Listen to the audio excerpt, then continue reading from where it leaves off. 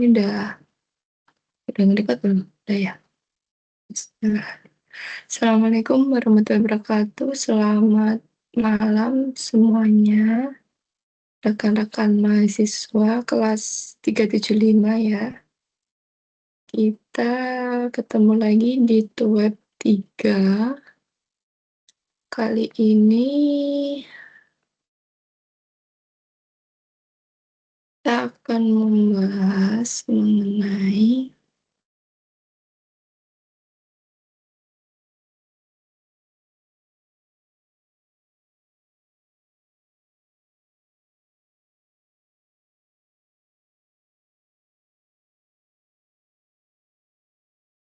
analisis regresi dan konfirmasi. Sebelumnya, saya mau ingatkan dulu mengenai jadwal kuliah kita ya.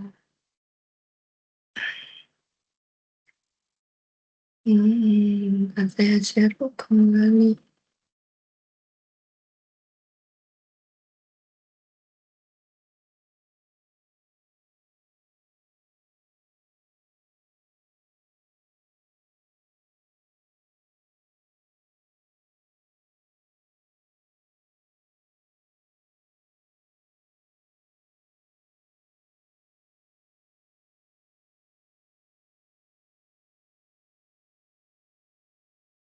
Ya, ini kita jadwalnya 11 ya. Ini masih on the way ya yang tugas 2. Jadi kita udah di sesi 6 minggu ini, tapi masih ada terkait di sesi 5 ya mengenai tugas karena ada deadline kita di tanggal 24 Mei gitu. Jadi diharapkan yang belum, terus yang sudah ngirimkan nanti maksimal saya bantu cek hari ini atau besok pagi ya untuk update nilainya gitu. Jadi nanti kita kemungkinan sampai 6 Juni. Saya kan cuman nggak tahu nanti ada, karena dari jadwalnya sih 13 ya, 11-13 sih. Cuman kalau dari rangkaian AB-nya terakhir 6 Juni. Jadi dimaksimalkan belajarnya. Kalau ada yang kurang paham bisa segera info. Tuh. Sampai sini ada yang ditanyakan sebelum kita masuk materi. Nah, kalau itu bisa chat juga ya, nanti saya baca kok. Oke, kalau nggak ada,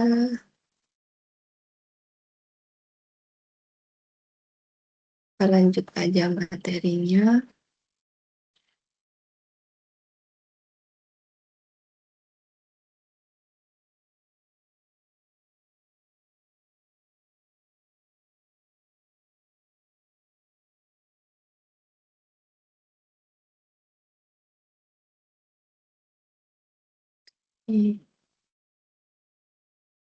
Oke, udah lihat belum?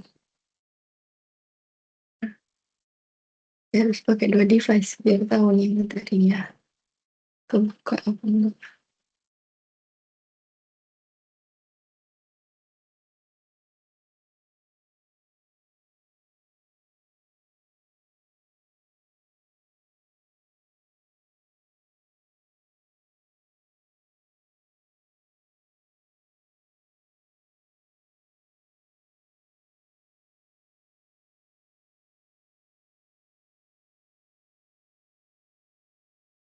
Aman ya, terlihat ya.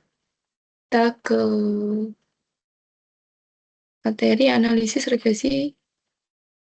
Ini cara konfirmasi dan uji hipotesis. Nah, ada 4 fase ya.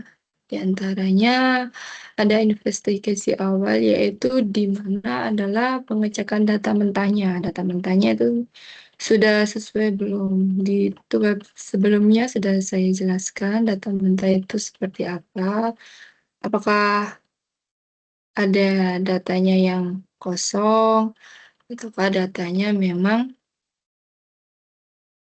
sudah pas gitu ya. Kemudian kedua, ada eksekusi model. Jadi di sini kita cek atau kita udah mulai melakukan regresi, lalu membedah koefisiennya.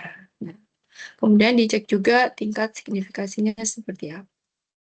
Kemudian yang ketiga, kita cek audit kelayakannya, memastikan model dari hasil fase kedua itu sudah memenuhi syaratnya apa tidak. Nah, yang keempat adalah diverifikasi atau kesimpulan. Jadi uji daya tahan dengan data yang baru dengan laporan hasil itu sesuai apa enggak, ataukah terlalu melenceng jauh. Ini data eksplorasi data awal. Jadi jadi ini dijelaskan data pembersihan data. Jadi kalau memang ada nilai yang kosong itu mau dipakai data nilai asumsi menggunakan min-nya atau mediannya atau dihilangkan saja barisnya. Kemudian mendeteksi outlier-nya, lalu menyaring data irrelevan. Jadi yang nggak sesuai datanya, yang nggak diperlukan bisa dibersihkan saja. Kemudian yang selanjutnya dicek, lalu dipetakan secara visual. Yang ini scatter plot-nya ya. Kemudian udah heat map-nya, ini kalian sudah pelajari di AB sebelumnya. Lalu untuk matriks arsitektur pemodelannya, kita memilih ada kerangka regresi yang tepat ya untuk melakukan uji hipotesisnya. Jadi ada regresi linear sederhana, ada regresi linear berganda. Jadi di regresi linear sederhana, kondisinya adalah satu variabel independen dengan satu variabel dependen. Fokusnya mengukur dampak langsung dan terisolasi dari satu faktor tunggal. Nah, ini pakai rumus ini ya. Nah, M dependen. Nah, ini 2 kali yang praktekkan ya, di tugas 2 sudah ada. Kemudian untuk yang linear berganda ada tambahannya, pembedanya adalah ada indepnya ketambah gitu ya. Tambahkan kalau di sini kan satu, kalau di linear berganda dia bertambah, ditambahkan ada variabel independennya apa aja tinggal dimasuk. Nah, ini anatomi uji hipotesisnya kan keluar data seperti ini. Jadi dari formula yang dimasukkan di dalam R-nya ya, ini bisa pakai ini, tapi ini tergantung dari datanya atau distribusi regresinya yang akan dipilih metodenya. Kemudian akan keluar data uji hipotesisnya seperti ini. Nah, ini keluar ada koefisien, ada interception-nya, variabel X, dan ada p-value-nya. Lalu ada juga multiple R-square. Nah, di sini dijelaskan adalah berapa persen varian data yang berhasil dijelaskan dalam model ini. Nah, di sini dijelaskan ada 74,2 di contohnya. Selanjutnya ada 4 pilar asumsi model. Nah, uji hipotesis secara statistik dianggap batal atau tidak sah jika melanggar hukum dasar ini. Nah, cek normalitas residualnya seperti apa. Nah, harus berdistribusi normal di sekitar 0 yang membentuk bell shape ya. Kemudian homoskedastisitasnya seperti apa? Kita harus cek apakah titiknya sudah menyebar seperti ini dengan garis upline-nya ya. Variansi dari residual harus konstan di seluruh tingkat nilai prediksi. Kemudian yang ketiga ada independensi residual. Tidak boleh ada pola autokorelasi antar residual. Jadi setiap pengamatan harus independen. Yang keempat, bebas multikoliniaritas. Nah, ini pakai fifth model ya. Jadi variabel independen tidak boleh tumpang tindih. Nah, informasi, tidak boleh tumpang tindih informasinya secara berlebihan. Jadi nggak boleh teriris ya, nggak boleh terlalu teriris gitu. Jadi harus memang ya udah independen independen. Jadi tidak boleh ada ketergantungan. Nah, kemudian ada dari hasil tadi kita buat plot, kemudian didiagnosis asumsi visualnya. Nah, kita terjemahkan output grafik teknisnya melalui goodness modelnya ya. Jadi ada 4, ada residual versus fit-nya, kemudian normal QQ-nya, scale location, residual versus leverage. Nah, oh ya ini maaf harusnya merah ya. Di sini biru. Jadi garis biru mendatar indikasi hubungan linear yang baik. Kemudian yang ini termasuk kategori baik ya di grafik normal QQ-nya ada titik mengikuti garis diagonal. Jadi indikasi residualnya normal. Kemudian untuk scale location-nya sama ya. Ini sama ini biasanya hampir sama. Jadi sebaran acak tanpa pola menyempit atau melebar indikasi homoskedasisnya baik. Lalu di residualnya, nah mendeteksi outlier ekstrem berapa tinggi yang dapat merusak model. Nah ini ya, kalau ada ini salah satu contoh saja. Lalu gimana kalau asumsinya tidak terpenuhi misalnya. Nah ini ada 2 nanti ada di bawah lagi ya, lebih detailnya. Jadi kalau misal gagal diagnosis atau hasilnya tidak sesuai yang di atas tadi, kita cek lagi adalah dengan melakukan transformasi variabelnya.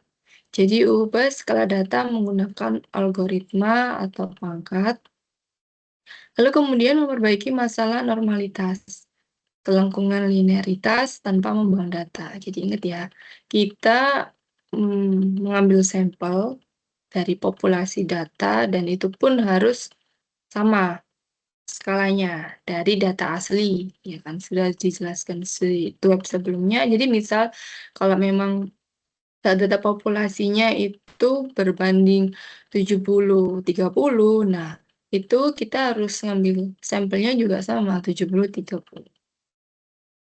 Kemudian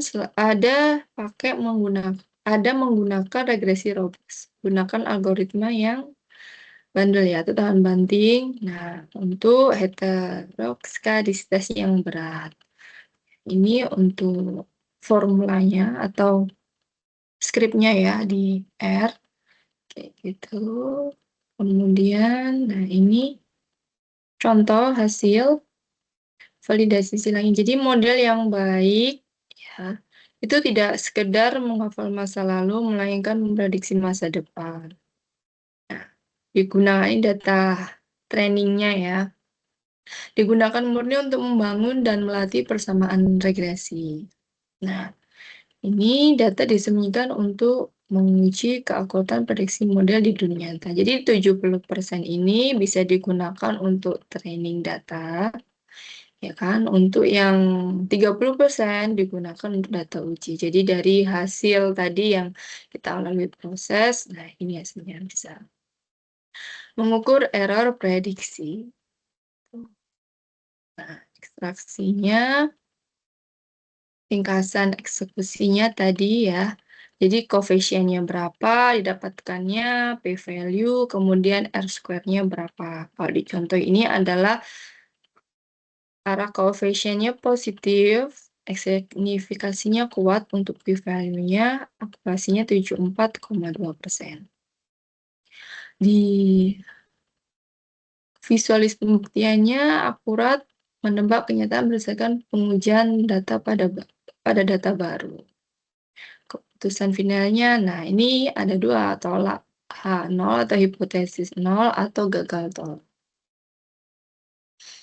Konfirmasi yang sah selalu berdiri di atas eksplorasi yang teliti. Gitu ya. Jadi persiapan data, Dan analisis korelasinya juga penting, itu termasuk prasyarat. Kemudian yang kedua, pemodelan uji asumsi ketat. Lalu terakhir kita cek di uji hipotesisnya menjadi hasil konfirmasi. Jadi analisis regresi itu bukan hanya sekedar menekankan tombol komputasi, melainkan juga proses investigasi, audit, dan verifikasi berkelanjutan untuk menghasilkan kebenaran saintifik yang dapat dipertanggungjawabkan. Nah, ini ada dua ya model persamaan regresinya. Nah, ini ada dua. Yang persamaan populasi itu yang ini ya. Oke, yang ini aja, langsung yang ini aja. Jadi ada dua persamaan, tapi sebenarnya fungsinya juga sama.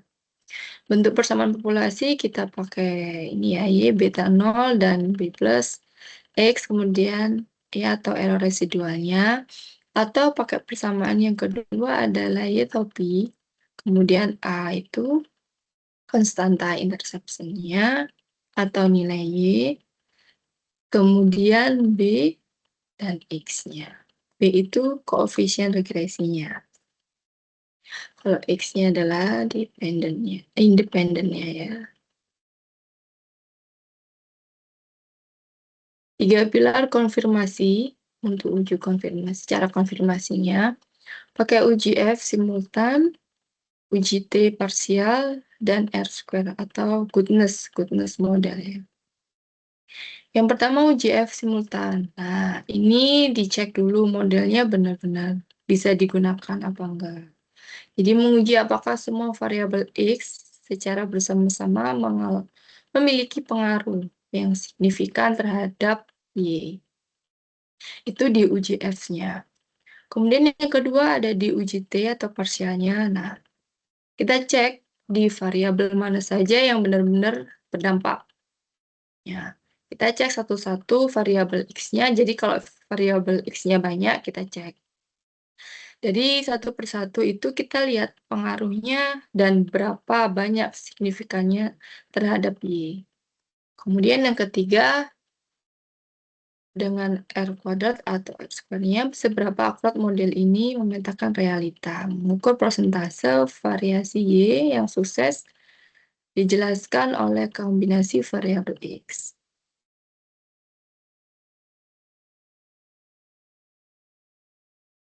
Ini adalah uji asumsinya. Jadi ada 4 ya. Bisa memakai 4 ini. Kalaupun nanti ada yang lebih, boleh nanti kalian mau tambahkan juga tidak apa-apa. Jadi ada di normalitas ya. Residu berdistribusi normal. Nah, ini p-value-nya biasanya lebih dari 0,05. Jadi oke. Jadi dianggap ini adalah bisa lolos. Kemudian yang kedua ada di heterokedasitasnya. Maknanya adalah varian error konstan tidak berpola. Untuk kode R-nya ini, kemudian p-value-nya kita cek p-value-nya yang didapatkan. Maka kalau lebih dari 0,05 berarti lolos. Kemudian yang ketiga ada multikolineritas. Nah, maknanya dalam antar variabel X tidak tumpang tindih yang kuat. Lagi pakai Viv model tadi. Nah, kita cek Viv-nya harus kurang dari 10. Kemudian yang keempat ada autokorelasi. Nah, di sini ada note-nya ya, autokorelasi itu untuk data time series atau runtut waktu. Misalnya di 2011, 2012, 2013. Nah, itu datanya harus terkait kayak gitu. Jadi bukan loncat-loncat habis 2011 ke 2015 gitu. Maknanya dari autokorelasi adalah residu tidak berkaitan dengan waktu sebelumnya. Nah, kita cek juga di p-value-nya adalah harus di atas 0,05.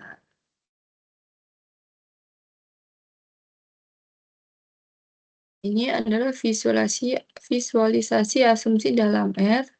normalitas, ya kan, harus berbentuk lonceng atau bell curve. Nah, kemudian untuk linearitasnya scatter plot, nah harus menunjukkan pola garis lurus ini ya. Oh, di sini nggak ada garisnya ya. Biasanya kan ada pola garis lurus ini. Karena untuk mendukung kelayakan menggunakan linear regression-nya. Jika data melengkung ekstrim, jadi dapatnya melengkung atau nggak sesuai, yang nggak bisa ditarik garis lurus. Nah, ini berarti dianggap model linear regresinya gagal menangkap realita. Ini contoh varian dan kolinaritas. Nah, ya, Viv-nya ada toleransinya juga. Nah, batas aman Viv-nya atau varian inflation factor adalah wajib di bawah 10. Nah, ini kan di bawah 10 ya 1, sekian. Nah, jika lebih dari 10, variabel independennya saling bertarung dan rusak kekuatan estimasi koefisien. Nah, ini contoh eksekusi modelnya di R. Ini udah dikerjakan ya. Ada yang sedang mengerjakan tugas 2 pastinya paham mengenai skrip ini atau formula ini ya. Jadi saya jelaskan lagi adalah fungsi utama linear modelnya. Tanda bisa merupakan variabel target dari Y dari prediktornya X. Nah, tangga plusnya ini kan ini contoh linear berganda ya. Menambah variabel prediktor. Jadi kalaupun cuma satu, sederhana, berarti ini nggak usah. Kalau berganda tinggal ditambahkan plusnya. Ya, ini untuk mengeluarkan yang bawahnya semari ya, semari modelnya, uji F-nya, uji T, dan R square-nya. Nah, ini hasilnya seperti ini. Jadi di interception-nya, kemudian ada multiple square-nya, lalu ada p-value-nya. Ini di sini ya. Koefisien besaran dan arah dampak positif atau negatif kita cek. Kemudian uji parsialnya variabel cari bintang. Nah, ini bintangnya 1. Kebaikan model kita cek goodness-nya nih ya. Ada berapa ini berarti ya? 16% ya. Contohnya ya di sini ya. Terus kemudian cek p-value-nya, uji simultan f-test-nya.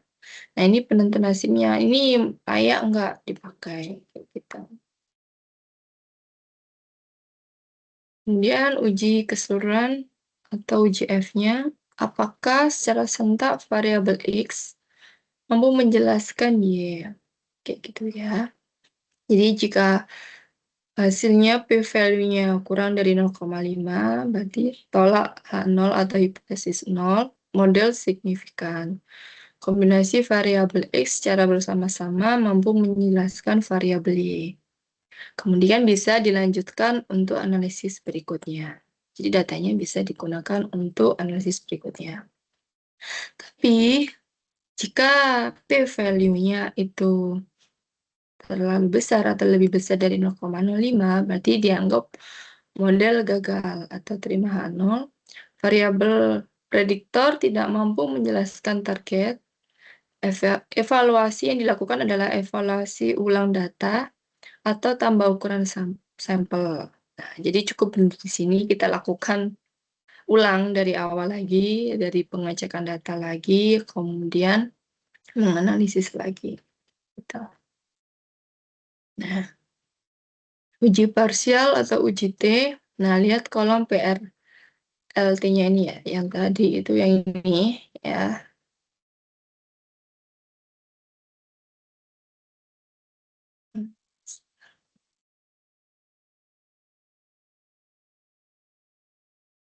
Foto Oh, oke.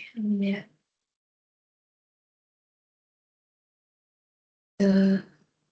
Mencari bintang. Oke, lihatnya tadi ya. Visual hintnya dari Earth Studio itu memberikan bintang ada 1, 2, 3. Nanti kalian bisa praktekkan juga, bisa cek. Di sebelah angka semakin banyak bintang, semakin kuat seperti signifikansinya. Tadi kalau contoh ini bintangnya 1, gitu kan. Berarti cukup baik. Kemudian kita cek yang kedua adalah ada dampak positif atau negatifnya. Lihat kolom estimasi variabel. Nah, hubungannya naik turun ya. Kayak gini ya. Hubungan searah, contoh jam belajar naik, skor ujian naik. Kalau keterbalikan adalah stres kerja naik, kinerja turun. Ini adalah goodness model R-square dan errornya.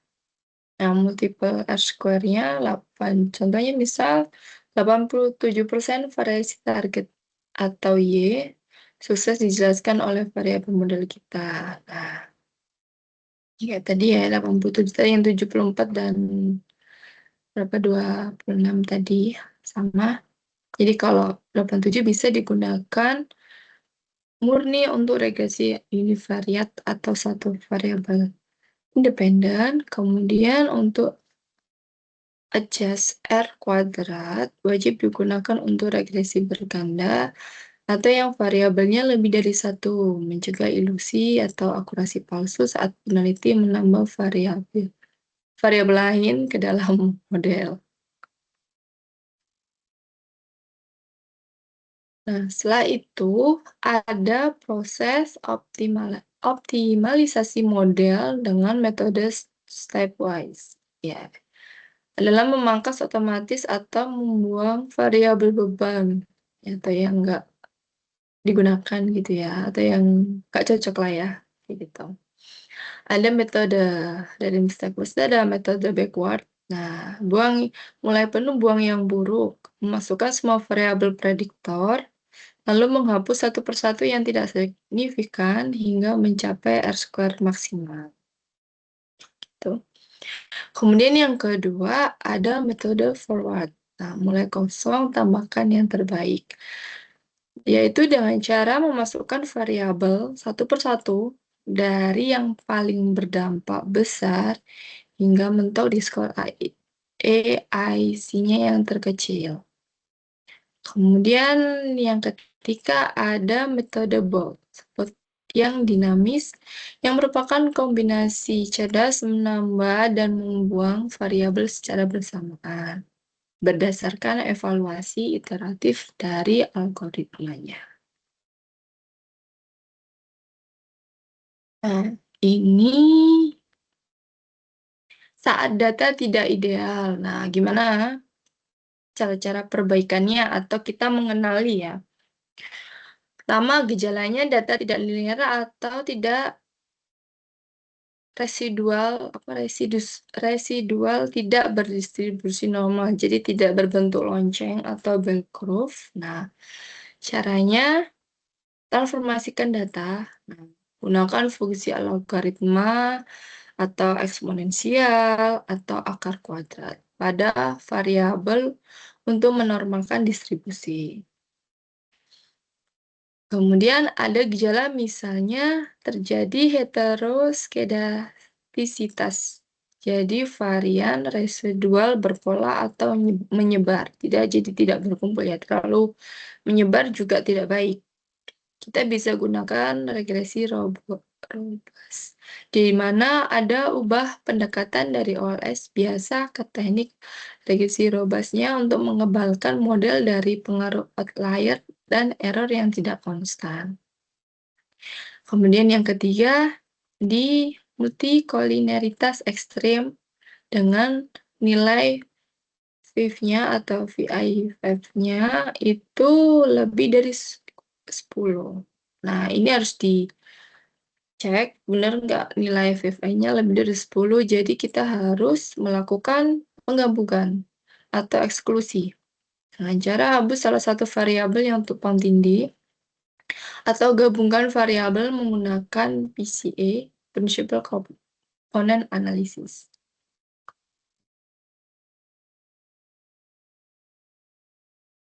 Jadi singkatnya, alur kerja dari awal sampai akhirnya itu ada persiapan, ada pembersihan data, penanganan layar pada persiapan ini. Kemudian yang step kedua ada uji asumsi, pengecekan kelayakan awal. Nah, jika gagal, harus masuk ke transformasi data.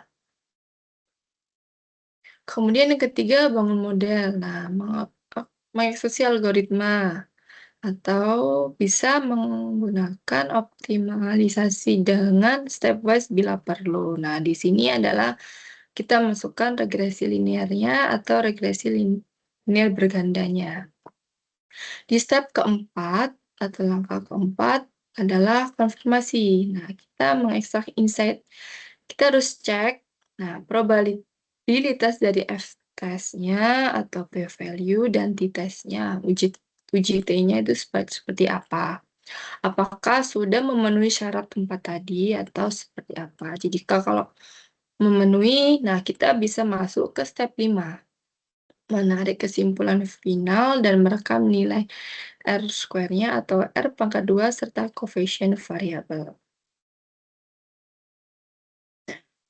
Ini template ya, pelaporan dari hasil regresi. Nah, bisa dituliskan, ini contoh aja. Berdasarkan hasil analisis regresi, nah, model terbukti signifikan memprediksi variabel target dengan F statistik p-value-nya. Nah, kita munculkan di sini berapa. Secara spesifik variabel, nah nama variabelnya disebutkan, terbukti memiliki pengaruh. Nah, ini pilih positif atau negatif. Kalau signifikan atau positif ya, sangat berpengaruh. Pilih yang positif, jadi terbukti memiliki pengaruh yang signifikan terhadap t-test-nya dengan p-value disebutkan berapa.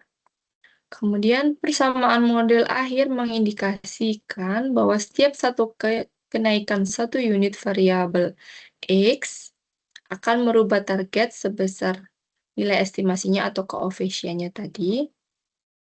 Jadi secara keseluruhan, model ini mampu menjelaskan nilai adjust R-square-nya dikali 100% nanti berapa? Berapa persen ya? Tadi contohnya kan ada 2 ya, ada 74%, ada juga 87% dari variasi data. Sedangkan sisanya dijelaskan oleh faktor di luar model. Nah, oke. Selanjutnya kita masuk ke contoh kasus ya. Sebelum ini ada yang ditanyakan?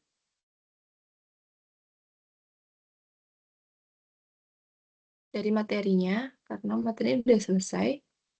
Ada yang ditanyakan, kita mau masuk ke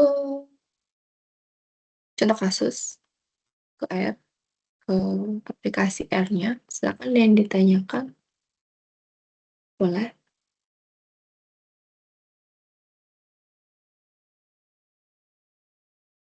Boleh chat atau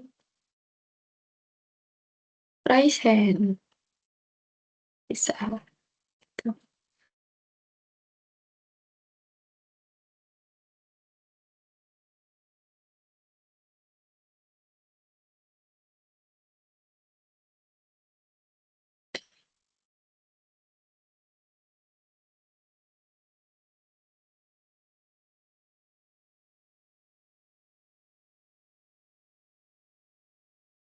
Gimana? Nggak ada yang bertanya?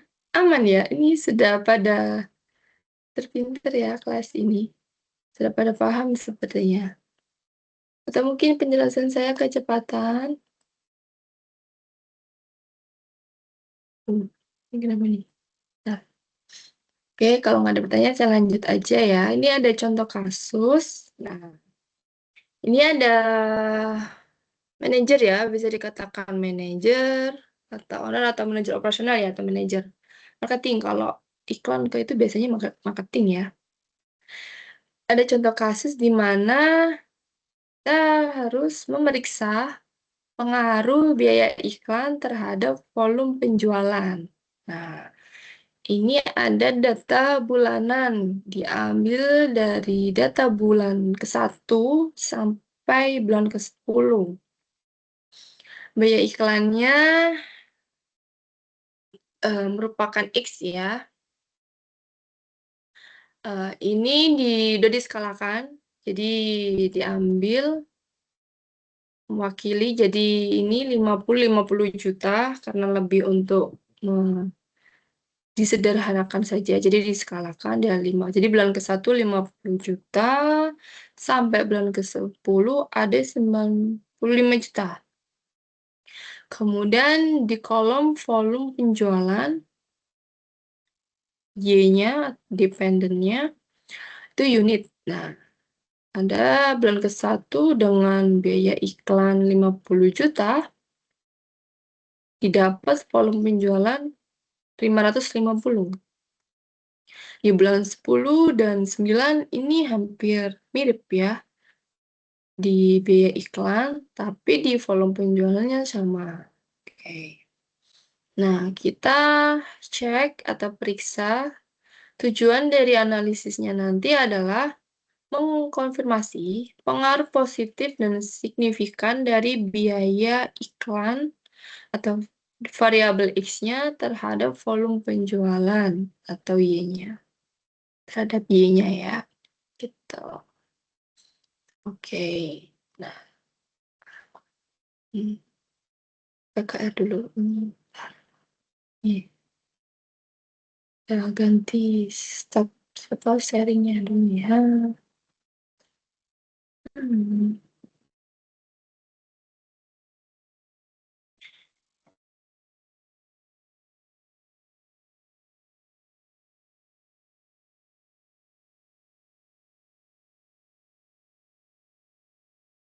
Oke, dicek ada data penjualan ya.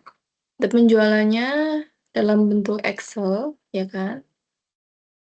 Oke, sudah sesuai. Setelah itu kita ke R. Di sini data Excelnya ada 2. Kita harus juga itu ya. Mungkin dari pihak IT atau pihak database-nya atau data warehouse-nya memberikan kita data Excel, ternyata ada 2 sheet nih, sheet 1 dan sheet 2, gitu kan. Kita pakai sheet 1 dulu ya, yang tadi contohnya. Oke, setelah itu kita ke R-nya. Kita ke R. Nah, kita cek data read Excel-nya. Contoh dikeluarkan dulu ya, diimport dulu datanya, data read Excel. Nah, karena tadi sheet-nya sheet 1 ya, jadi jangan lupa ditambahkan, selain ini kita panggil datanya atau filenya maksudnya, jangan lupa ditambahkan karena ada sheet-nya lebih dari 1, kita panggil sheet-nya dengan nama sheet 1. Oke, kita running dulu. Oh, tidak bisa. Apa ini? Oh, datanya hilang. Oh, saya ganti kayaknya.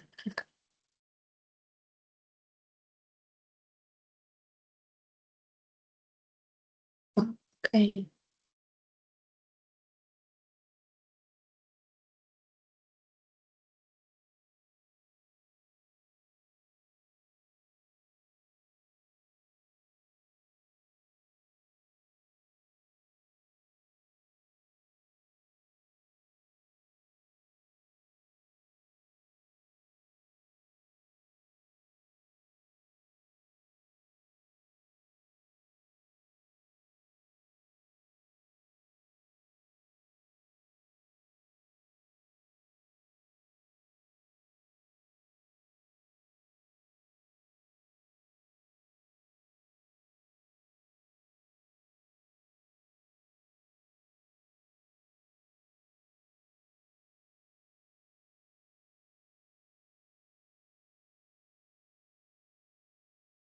Oke, data udah keluar ini ya.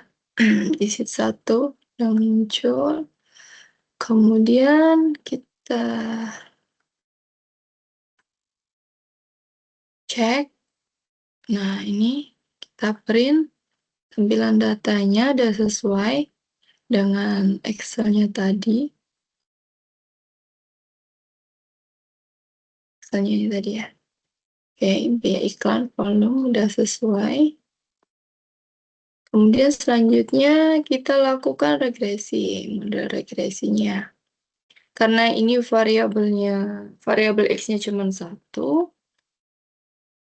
Satu kita run dulu. Oke, kemudian kita lakukan hasil konfirmasi dari model regresinya. Oke, udah jalan. Kemudian kita print. Nah, hasil dari modelnya ini ya. Oke.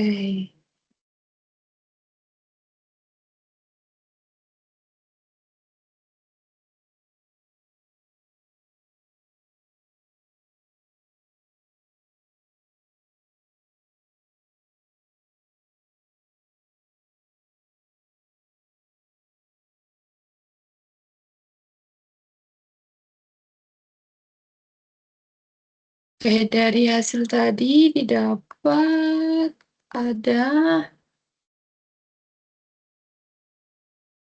Nah, R-square-nya ada di 0,99 ya, mendekati sempurna. Ini kayaknya ada ini. Sini zoom. Bisa ya, kelihatan ya. Oke, ini. Jadi dari hasil regresinya didapat, nah ini biaya iklan, interception-nya, kemudian PR-nya ya, UJT-nya tadi, kemudian P-value-nya ada di 1,38. Nah, nilai dari YAB-nya tadi ya, Y sama dengan AX plus B. Jadi nilai A yang artinya jika biaya iklan 0, penjualan dasar adalah 148,85 unit. So, sedangkan yang kedua ada nilai B, biaya iklan 7,68 ini ya, biaya iklan. Yang artinya setiap penambahan 1 juta rupiah biaya iklan, penjualan naik sebesar 7,68. Gitu. Oke, nah ini model persamaannya ya, dihasilkannya gini. Tadi ya, Y topi ABX. Ini hasil model persamaannya. Kemudian dicek konfirmasi hubungan parsialnya.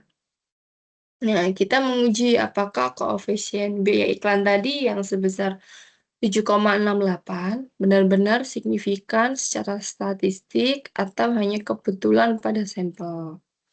Nah, yang pertama meliputi hipotesisnya. Ya 0, kita cek. Beta 1, 0. Nah, merupakan biaya iklan tidak berpengaruh signifikan terhadap volume. Sedangkan hipotesis 1, B1 bukan 0 adalah biaya iklan berpengaruh. Nah, kemudian yang kedua, dicek juga nilai T-value dari outputnya. Nah, dalam R, nah, menghitung nilai T-value-nya otomatis akan keluar ya, yang tadi ini. Nah, ini T-value-nya. Sini. Ada sekitar 30,68.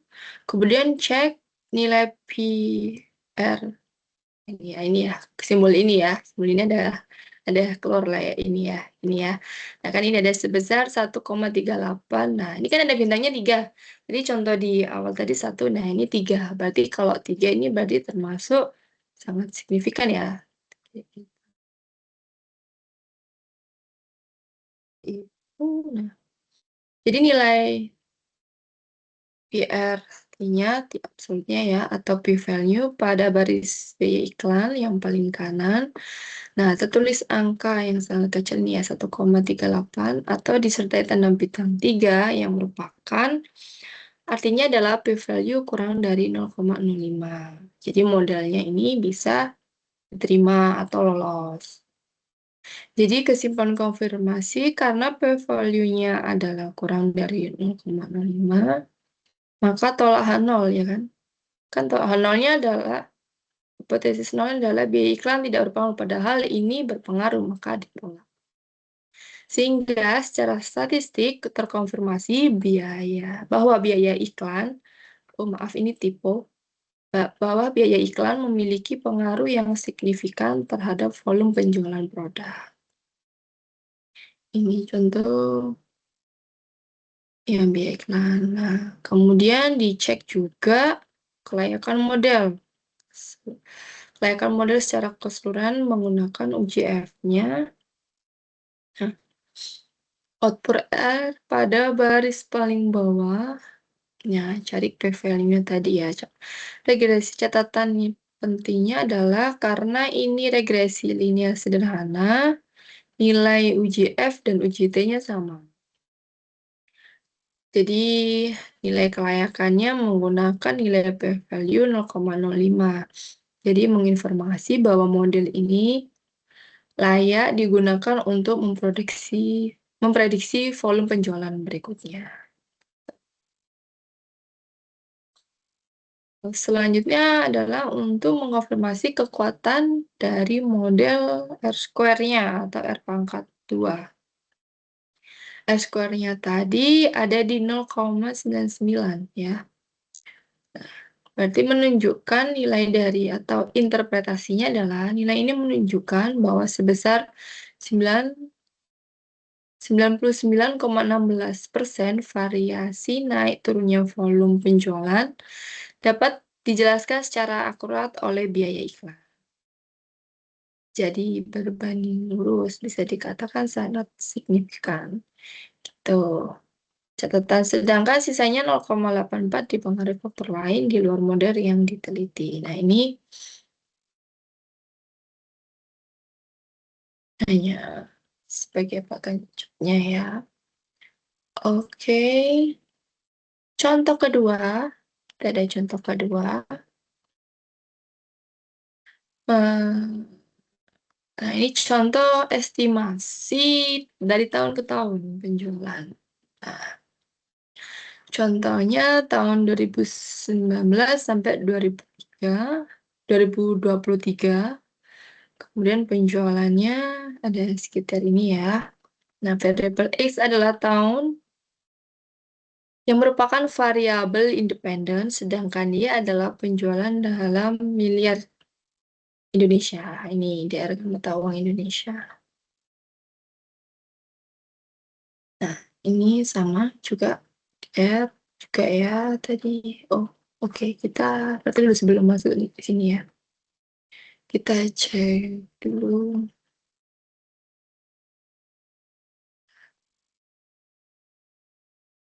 Oh,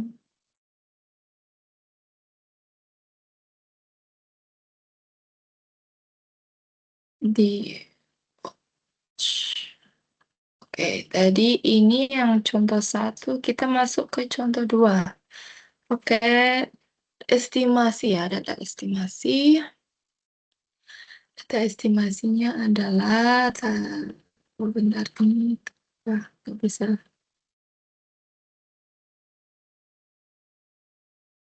Di Excel dulu. Nah, di yang sheet 1 tadi kan biaya iklan dan volume penjualan.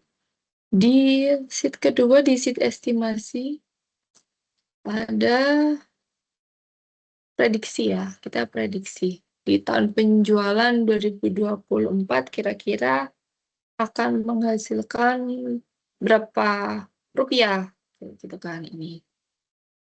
Tapi kita menggunakan 5 tahun terakhir, gitu. Nah, ini datanya sudah disiapkan, jadi ada tahun penjualan sama ya.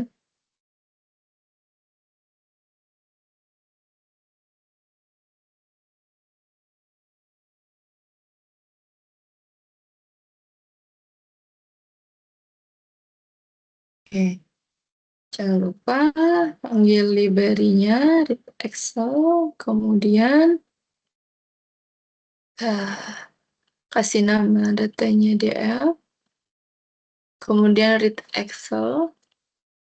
Nah, tadi kita pakai sama ya, nama filenya sama data penjualan, tapi menggunakan sheet yang bernama estimasi. Oke, kita running dulu. Nah, ini udah keluar. Kemudian langkah selanjutnya, nah kita data waktu diubah agar lebih mudah dianalisis ya kan.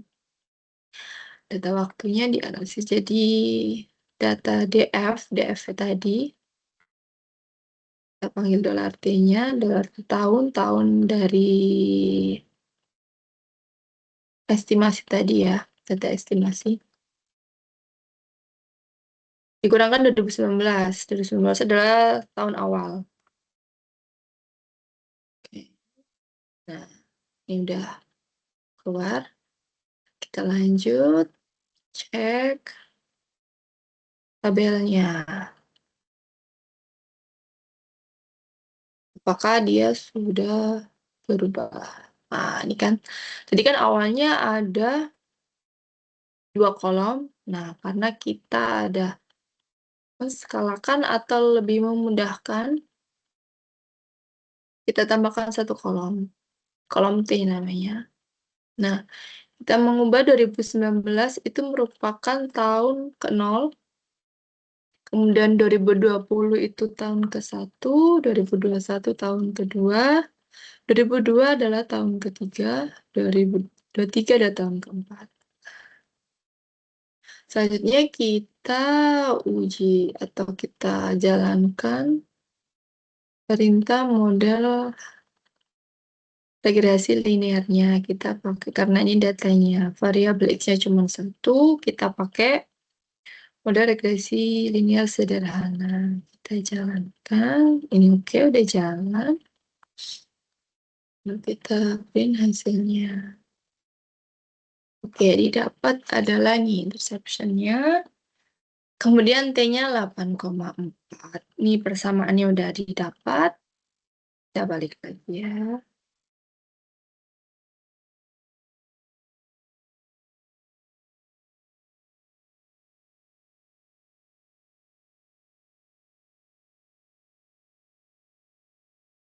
Ini keluar.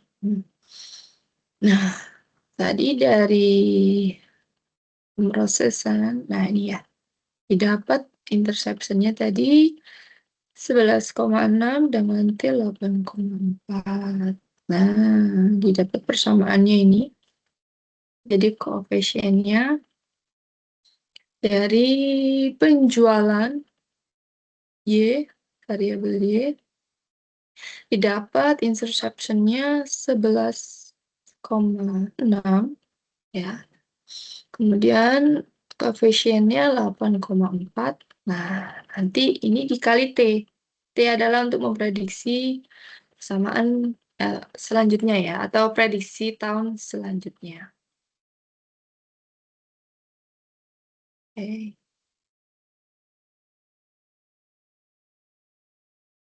Koefisiennya adalah menunjukkan arah besar perubahan dependen. Jadi nilainya positif, berarti sehubungan searah. Jadi setiap waktu naik 1 tahun, T naik 1, ya, jadi dikali 1. Kemudian penjualan diestimasi naik 8,4 miliar.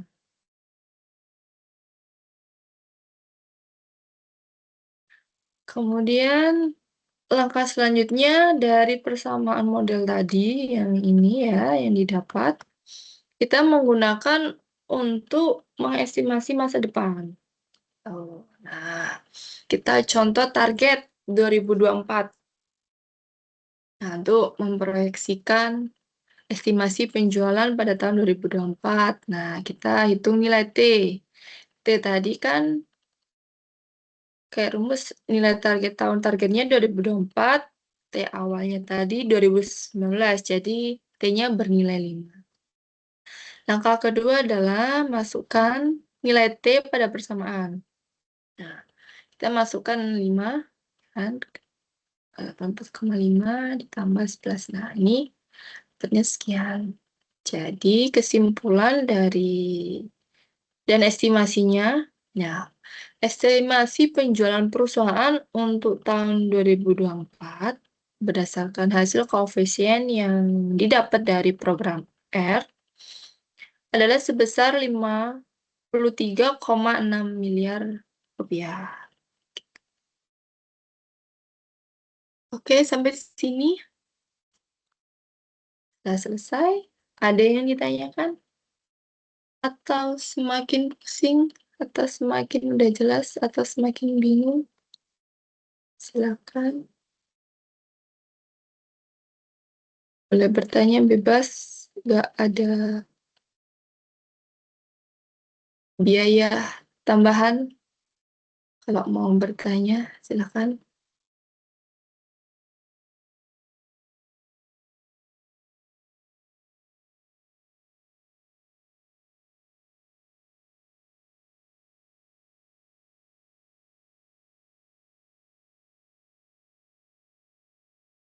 Izin Bu bertanya untuk bukan ini sih lebih ke teknis Bu.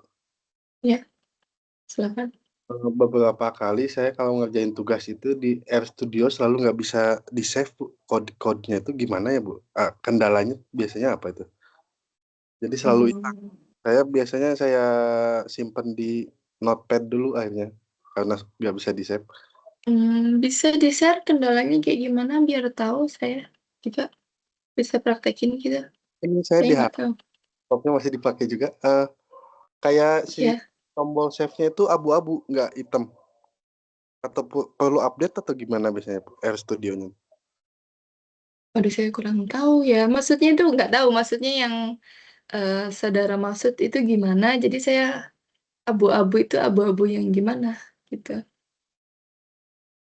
Pasti file save as atau save-nya tuh kayak apa? Biasanya kan berwarna hitam ini kayak eh, padam abu-abu gitu. Jadi nggak bisa diklik. Padam abu-abu nggak bisa di sebentar ya. Sebentar. Ini coba saya balik ke R Studio gitu ya. Maksudnya abu-abu itu gimana? Kayak gitu. Misal nih, ini kalau ya, file baru gitu, R script gitu. Ya yang kayak seperti itu Bu, yang ibu itu save-nya tuh nggak bisa tuh abu-abu. Oh, save-nya abu-abu. Misal nih ya, kita masukkan ini aja. Contoh sampai sini aja deh. Ini gini. Oke, terus maksudnya ini, save as, nggak keluar. Atau gimana? Ya itu yang save-nya itu diklik nggak bisa dia kayak macet tuh ya. Kayak Macet aja. sekarang udah muncul nih. Ibu tadi agak abu-abu. Gini, terus gimana tuh? Nah, Save. atau harus diblok dulu seperti ibu tadi. Tadi kalau saya nggak ngeblok, teknis banget Oh, sih ini. Baru pertama kali pakai ini soalnya. oh ya, sebenarnya R itu cukup mudah ya, maksudnya lebih mudah daripada itu. Ya coba aja, ini mungkin dijalankan dulu di sini, kemudian harusnya langsung di save as bisa, atau ada kendala serupa gitu. Ya, oke, gitu sih. Oh iya iya iya Bu, tahu sekarang. Saya biasanya kalau langsung codingnya di konsol itu nggak pakai script gini, lupa. Oh ya, oh langsung di sini. Ya kalau langsung di sini nggak bisa ke save. Kalau Iya, di sini kan nggak RStudio ya. Kalau di sini kan bisa ke save ya. Jadi kalau misal apa namanya butuh dipanggil lagi jadi bisa gampang gitu ya. Oke, itu apa ada lagi? Bu, terima kasih Bu. Oke.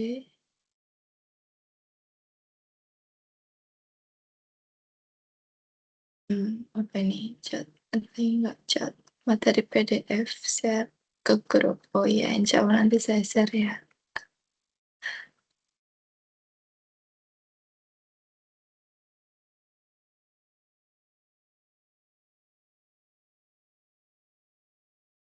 Ada lagi yang lain?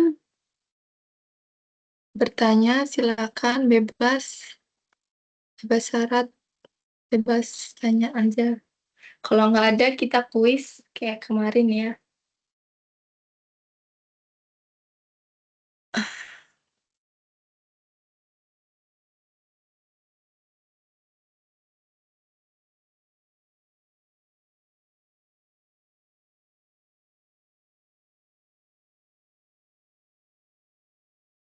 Sudah siap kuis, belum ada yang soal tugas. Gimana tugas? Di sini ada yang belum mengumpulkan nggak? Aku mau cek. Kumpulkan aja gitu ya. Lebih cepat bisa revisi tuh. Enak tuh ya di kampus ini ya. Tugasnya bisa revisi. Gitu. Cuman kan nggak sampai tenggat waktu. Tenggat waktu 24 berarti terakhir 24 itu ya mengumpulkan revisi gitu. Nah, oke, sambil saya cek. Ini udah ada 7 orang. Oh, saya perlu menilai 3 orang ini ya hari ini.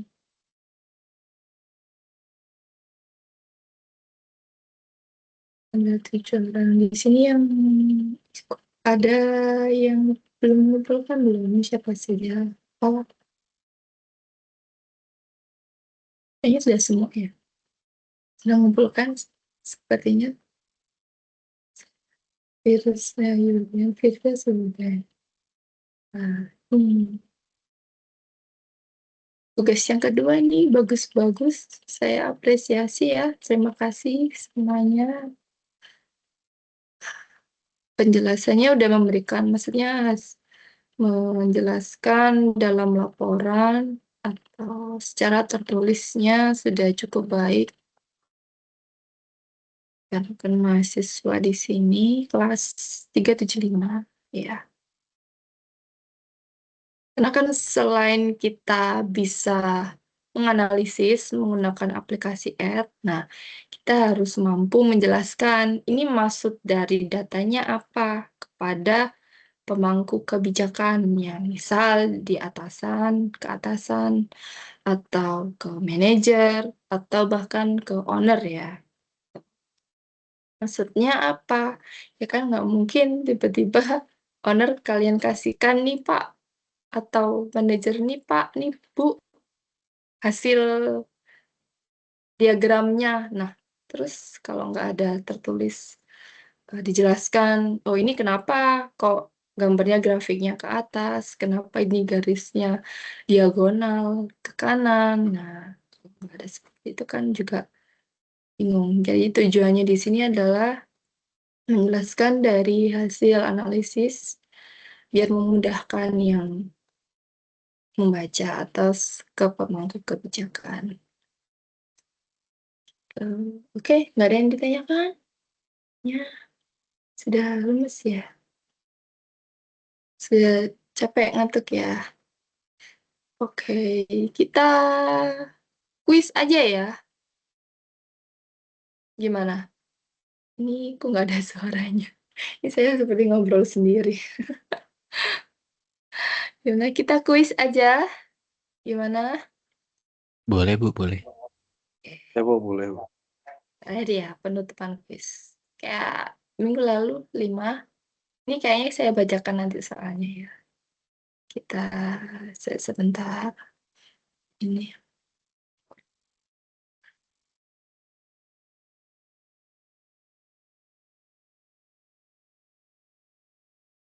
Sambil itu, saya lupa tadi belum sharing absen ya. Bentar.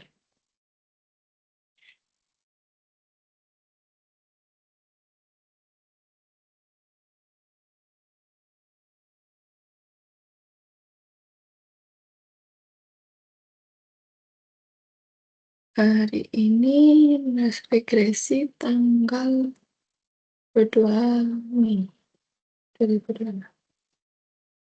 Oke.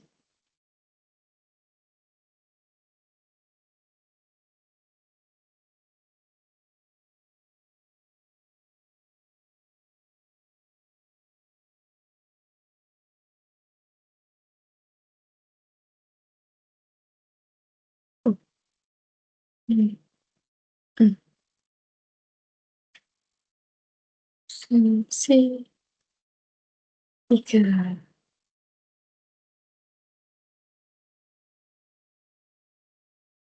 Ya, silakan yang absensi.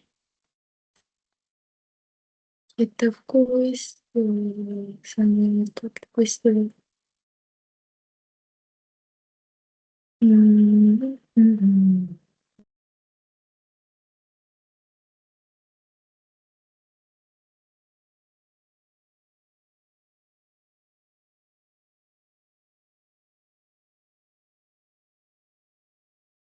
Salah ya. Gimana saya sekarang segini? Sebentar.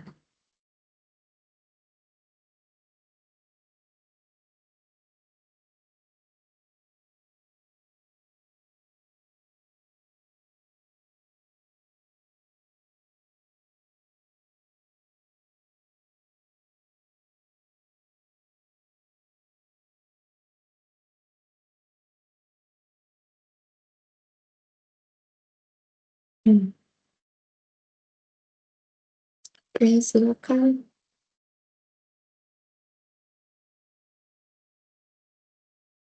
Kode kode apa kuisnya ya?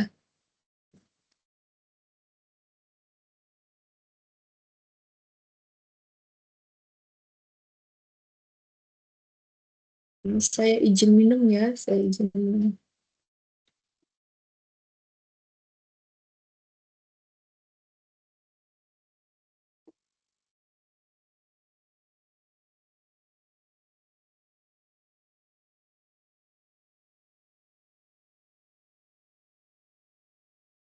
Oh, ya 2 orang. Ini kita ada berapa orang nih?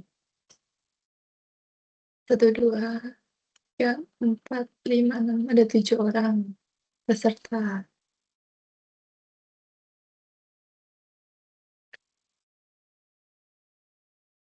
Hmm. Ini sih avatarnya ini ya.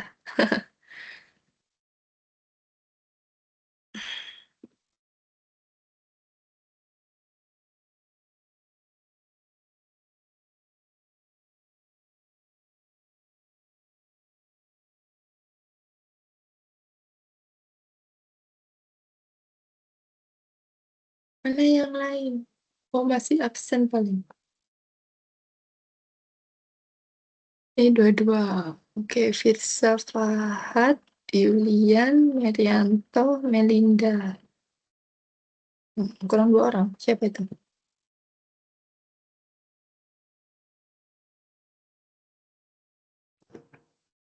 Maaf Bu, baru kelar isi absen. Oh ya, nggak apa-apa.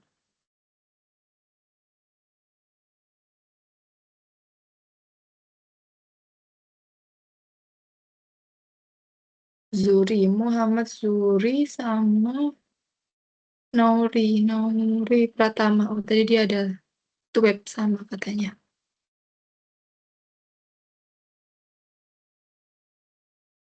Sambil nunggu peserta yang lain. Lucu sekali. Siapa Yura? Yura itu siapa?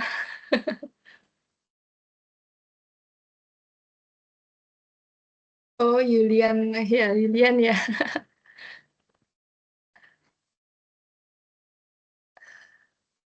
Yura. Jadi singkat. Oke, baiklah. Nggak masalah.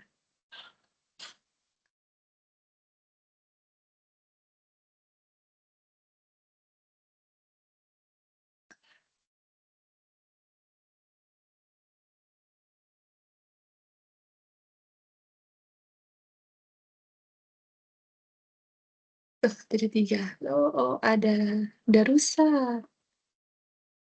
Santai ya. Avatar Rusa. Oke. Firza sudah. Santi. Oke. 3 orang. Nauri. Siapa yang belum?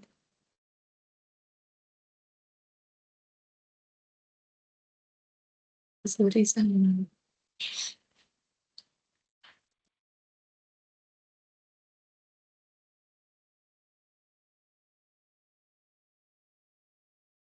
Udah 4 orang aja ini. Oh, oke, 5.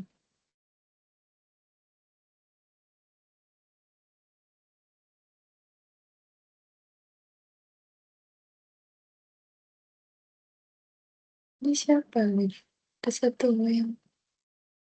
Oh, Merianto, oh malam dia itu soalnya udah jam sini di sana udah jam malam banget. Oke, nggak apa-apa. Oke, udah ya, 5 ya. Nauri kayak nggak tahu Nauri ini ikut nggak? Yura saya. Oke, udah ya, berlima dulu aja ya. Sepertinya Nauri ya. Kenapa nggak bisa diklik chatnya? Oke, kita mulai. Oke, start.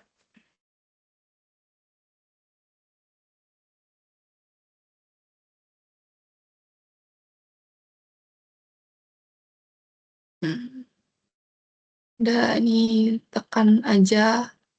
Yang biru itu true, yang merah itu false.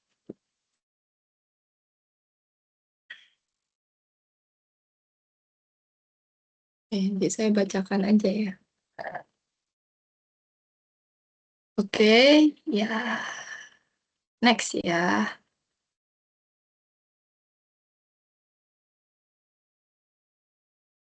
Soal pertama. Dataset memiliki nilai 0 atau angka negatif. Apa yang harus dilakukan sebelum menerapkan transformasi logaritma? Yang merah, mengubah metode menjadi teknik pengkodean kategori. Yang biru, langsung terapkan logaritma karena R akan mengubahnya menjadi nilai absolut. Yang kuning, menambahkan konstanta positif pada data sebelum ditransformasikan. Betul. Lebih cepat ya. Oke. Soal kedua.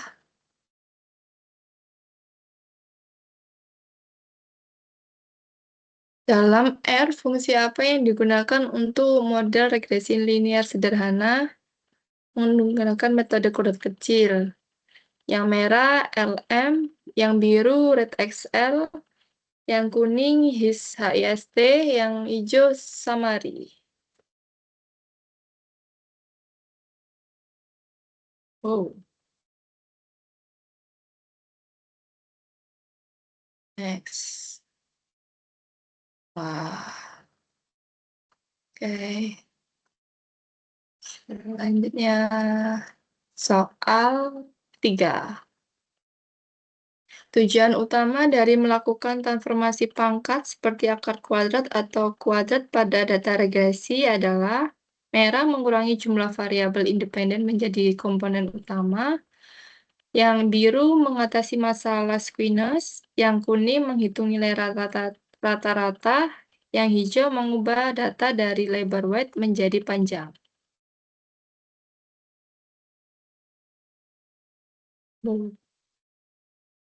Tujuan utama melakukan transformasi pangkat. Ya, ayo lupa. Transformasi kan buat mengatasi masalah squeeness. Oke.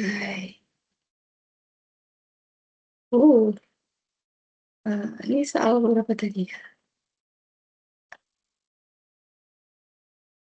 Berdasarkan metode least square, garis regresi ditentukan dengan cara merah nilai cos data intercept agar selalu bernilai 0, yang biru nilai rata-rata dari variabel bebas atau X, yang kuning jumlah kuadrat dari deviasi vertikal dari titik ke garis, yang hijau jumlah variabel independen yang digunakan.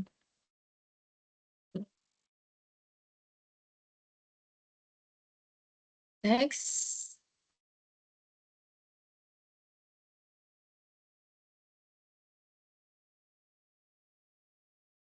Soal terakhir. Double point.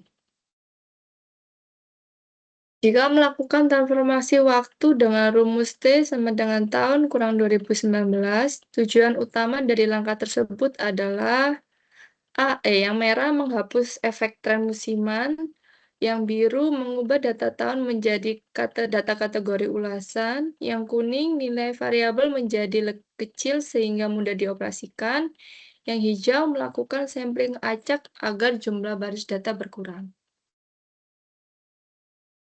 Nah, oke. Jadi apa nilai T? Pakai rumus T. Nilai variabel jadi lebih kecil. Oke.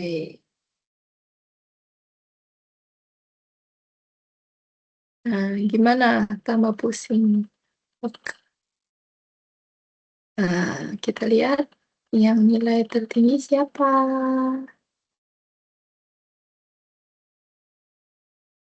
Oh,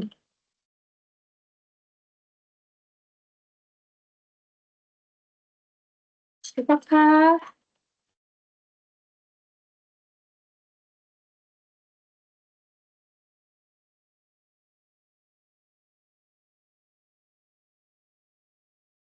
Oke, selamat. Udah makin pusing?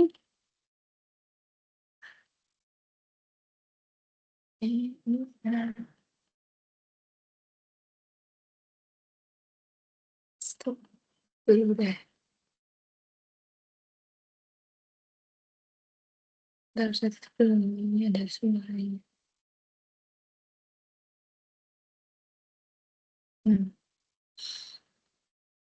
Oke, sampai sini ada yang mau menambahkan atau ada yang kurang jelas?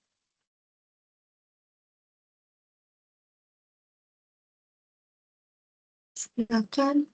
Gimana? Saya tunggu 5 menit ya. Jadi 8.30. Iya, 8.30 WIB.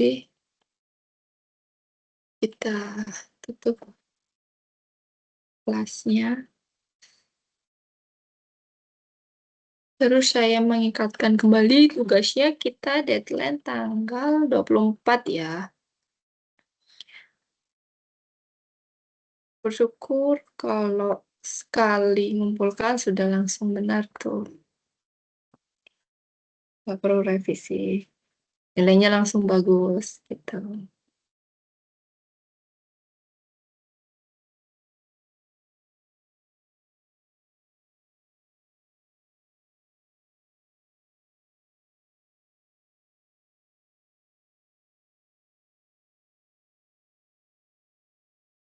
Udah ada yang ditanyain enggak? Aman? Ini sebentar sambil nunggu ya, absen ya. Aku cek dulu. Saya 1, 2, 3, 4, 5, 6. Kok 6? Oh, Nauri belum ya? Belum.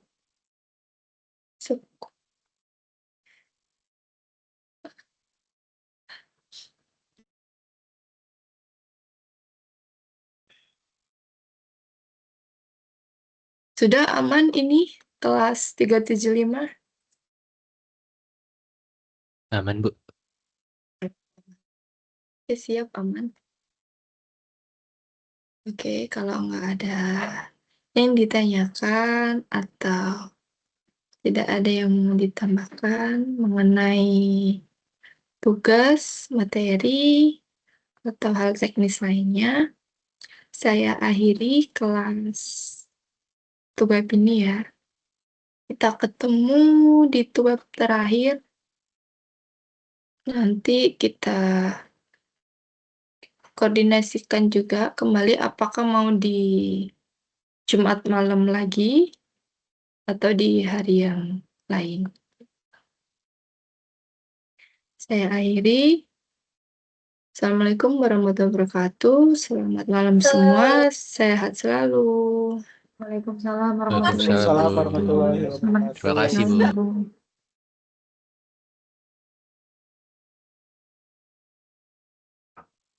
Selamat.